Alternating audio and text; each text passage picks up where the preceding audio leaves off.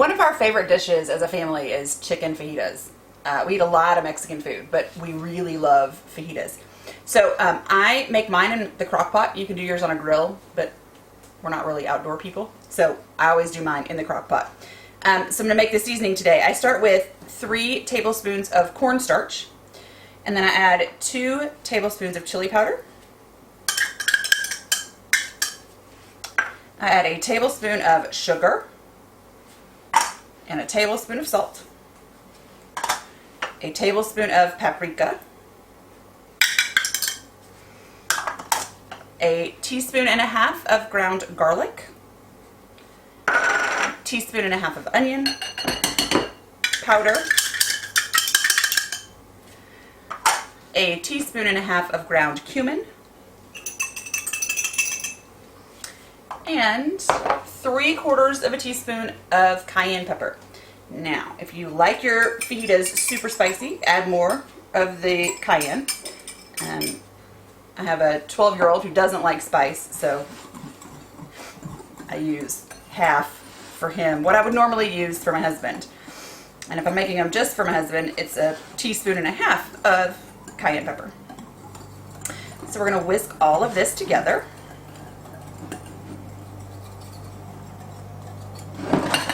And then in my crock pot, I'm going to put 4 cups of chicken broth. I'm going to pour in all of that seasoning and then use my whisk to make sure it gets evenly distributed.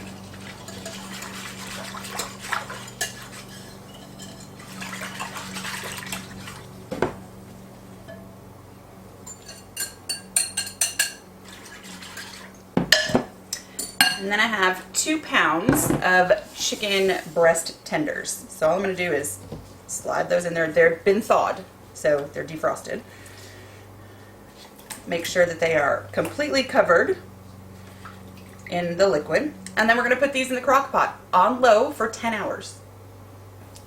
So our chicken has been in the crock pot for about 10 hours on low. Now we're going to pull it out.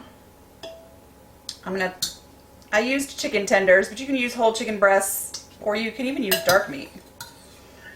And now I'm going to shred the chicken, because that's how I like it.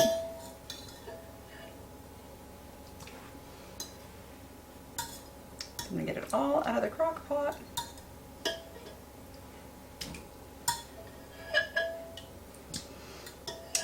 And I know when I make stuff in the crock pot, my first instinct is to throw away all the liquid that whatever it was cooking in.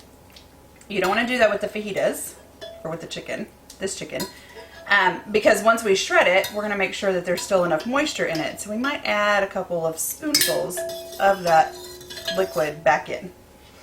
So you've got different ways to shred chicken. You can take 2 forks and just pull apart like this.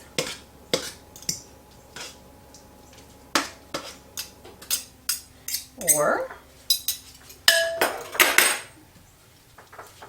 just use your hands and shred. You want to get a bunch of little pieces of chicken.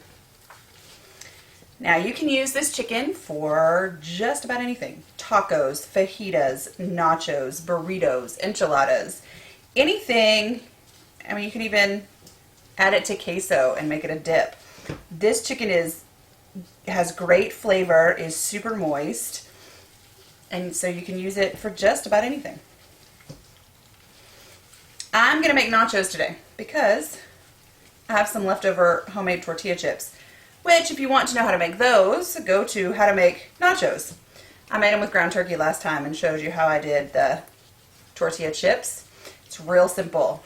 All you need is tortillas. So once your chicken is all shredded, yeah, this is juicy enough. I don't think I'm going to need to add any more of the juice. So now we're just going to move on to our nachos.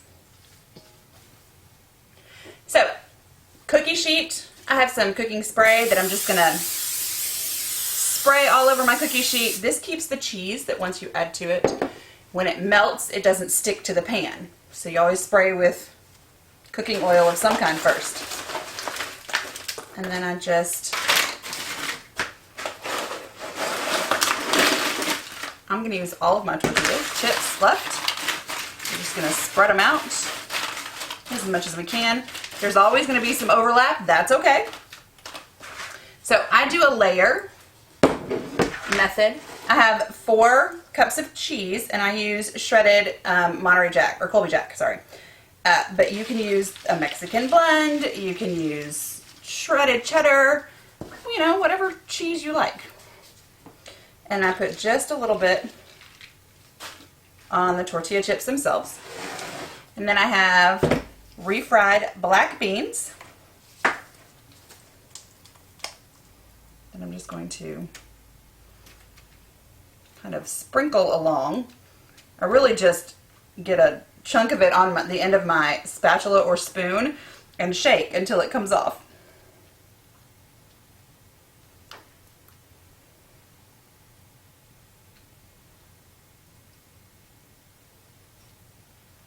And that's about enough. You don't need a lot, just enough. And then I'm going to take my chicken, and I'm just going to place it on top just haphazardly. Nachos are not a clean dish. They're not an organized dish or a, you know, methodical one. This is a little bit of meat, a little bit of cheese, a little bit of bean in every bite. As long as you've got that, you're good to go. And there we go. Now I'm going to take and cover with the rest of my cheese.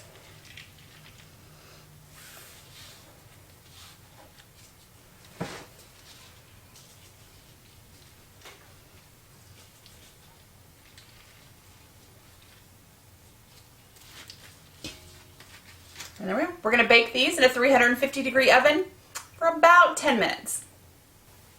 Our nachos are out of the oven, ready to go. All I need now is a little bit of sour cream and some guacamole, and I'm a happy camper.